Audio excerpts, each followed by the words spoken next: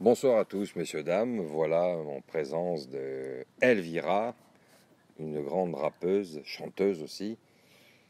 Ce soir, nous allons tâcher d'établir le portrait d'Elvira. Voilà. Ça va pas être facile, mais... Qu'est-ce qui va être difficile? Voilà la question alors. Pourquoi sera si difficile, Elvira? C'est difficile. Est-ce que vous êtes si insaisissable, si c'est ce que vous voulez dire? Alors là, j'ai jamais su. J'ai jamais su qui de l'un ou l'autre était insaisissable. J'ai jamais su. Je pourrais pas vous dire. Qui ça, l'un de l'autre? Comme si qu'il y avait deux personnes en vous parlez parfois. Non, c'est pas deux personnes. Je parle dans un rapport avec. Parce que quand vous me dites sauvage, c'est vrai. Je pense au rapport humain et on découvre qu'on est sauvage que lorsqu'on a un rapport avec quelqu'un. C'est curieux. Sincèrement, je n'ai pas dit sauvage. Si vous avez dit insaisissable. Insaisissable, oui, pas et sauvage. moi j'ai fait un amalgame avec sauvage. Ah, en effet. Mais c'est parce que je me pose, non, mais parce qu'en ce moment je me pose des questions sur la sauvagerie des gens. Ah. Est-ce que je suis insaisissable? Vraiment, je pourrais pas vous répondre du tout parce que je me rends pas compte de l'effet que je fais aux gens.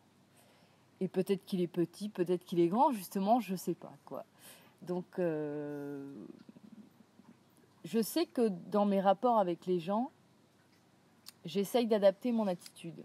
Ça, c'est clair. Et j'essaye même pas, ça se fait tout seul. Vous arrivez spontanément à vous acclimater à toutes sortes de contextes. Mais en fait, un jour, j'ai lu un article qui disait les gens qui ressentent ce que l'autre ressente sont des gens vraiment intelligents. C'est pas pour me flatter, mais je pense ressentir ce que l'autre ressent et pouvoir agir en fonction. Donc j'essaye de toujours être dans une harmonie. Vous avez de l'empathie assez... J'ai énormément d'empathie, énormément de sensibilité. Ouais. Oui, et puis je prends le côté positif, que ce soit un malade, un clochard. J'essaye de voir le côté positif de tout ça. Justement, pourquoi ce contact avec ces gens, notamment... en difficulté très souvent, vous avez besoin d'intervenir? En fait, déjà moi-même, je me suis mise en difficulté dans la vie, qui pour moi n'étaient pas des difficultés, au contraire qui étaient des libérations, mais ce que les autres appellent des difficultés, c'est-à-dire aller vivre un peu comme un vagabond, faire exactement ce qu'on a envie de faire, délirer, courir dans la rue. Et donc, ces gens en difficulté, oui, j'ai complètement oublié la question que vous m'avez posée, mais j'ai fait comme si je m'en souvenais. Non, mais vous y répondez. Mais c'est cette errance que, visiblement, vous revendiquez un peu. Pourquoi en fait, non, je revendique pas l'errance. Je revendique l'errance à partir du moment où on est mal, là où on est, et que dans ce cas-là, il faut trouver les endroits où on est bien.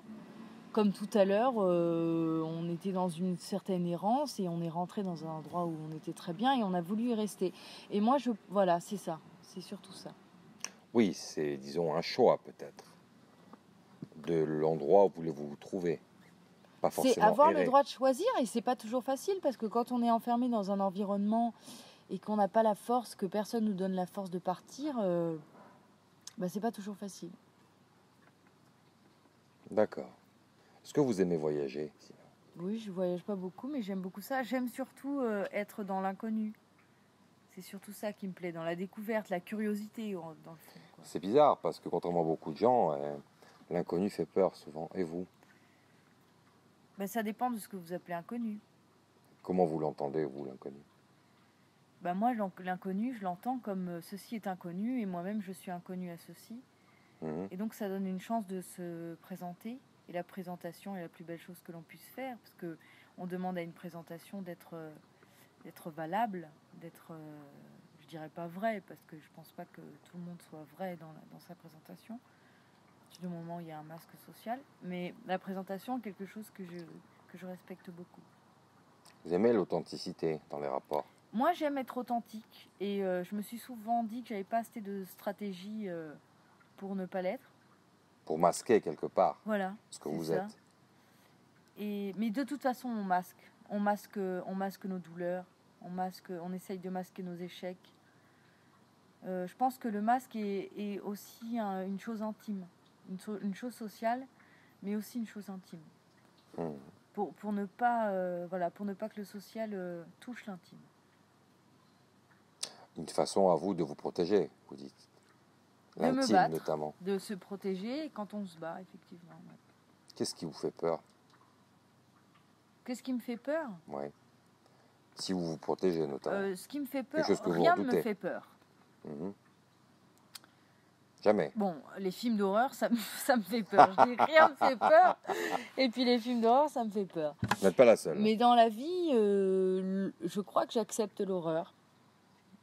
Mais j'accepte pas l'horreur pour l'horreur. Mais je sais gérer l'horreur de la vie. Et donc, ce qui me fait peur, rien. Des choses me blessent. Et j'ai peut-être peur d'être blessée. Voilà, c'est ça. S'il y a une chose qui me fait peur, c'est d'être blessée. Parce que je suis souvent blessée. Par des gens? Par des gens, oui. Est-ce que vous avez l'impression qu'on abuse? Et par moi-même aussi, je me blesse. Ah oui, vous-même, oui. Bien sûr. Bien, écoutez, merci beaucoup Elvira pour ce moment sincère, authentique. Je ne vous blesserai pas personnellement, au contraire, soyez tranquille. Merci pour ce moment Elvira.